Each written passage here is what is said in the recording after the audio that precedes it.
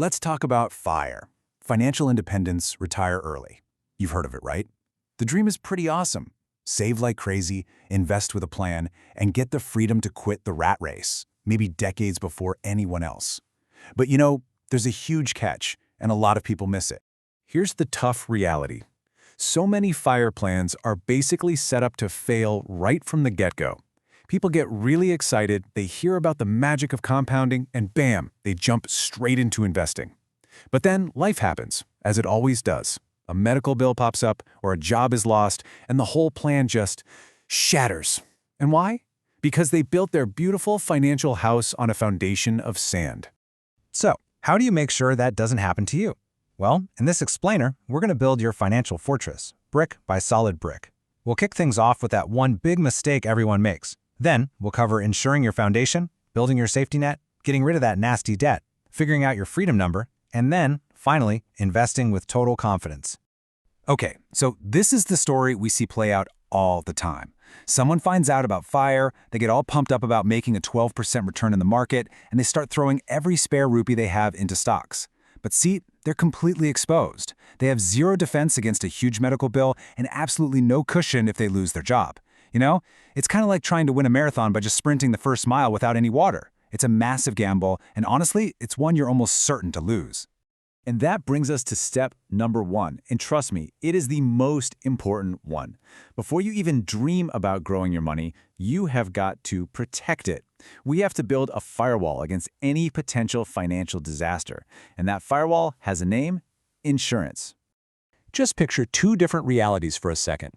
In one, you spent years saving. You've been so disciplined, and then one hospital bill comes along and wipes it all out. Just gone. You're back to square one.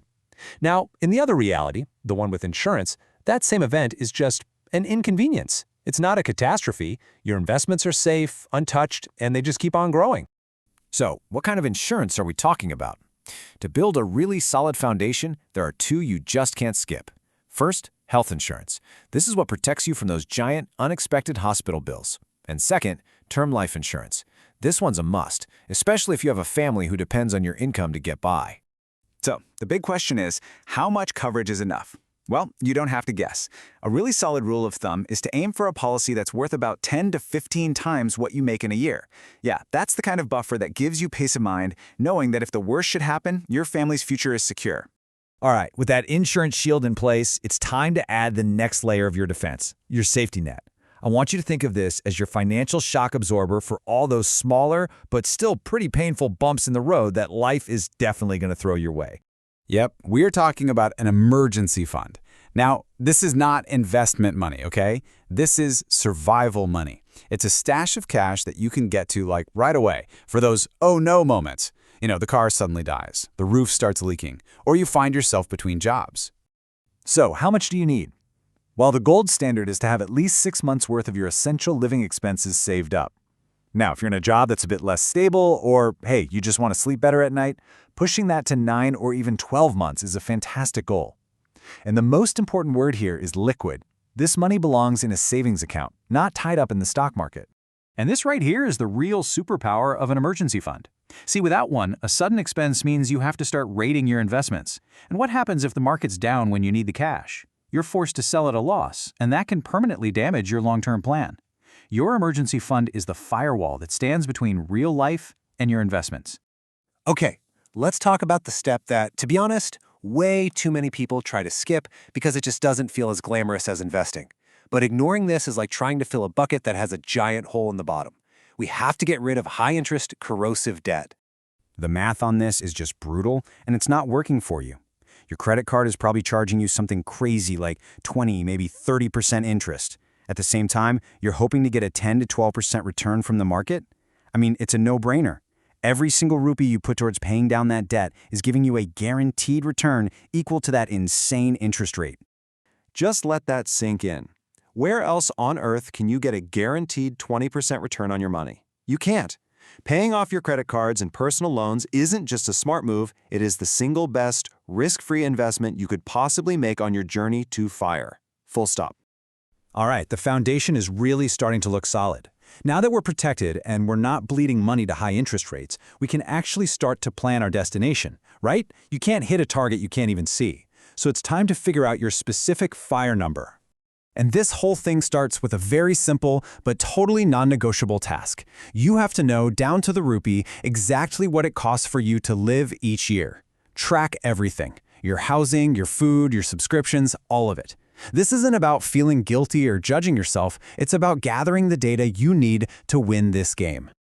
So once you know your annual expenses, you can figure out your FIRE number. This is the big goal, the amount you need invested so you can live off the returns forever.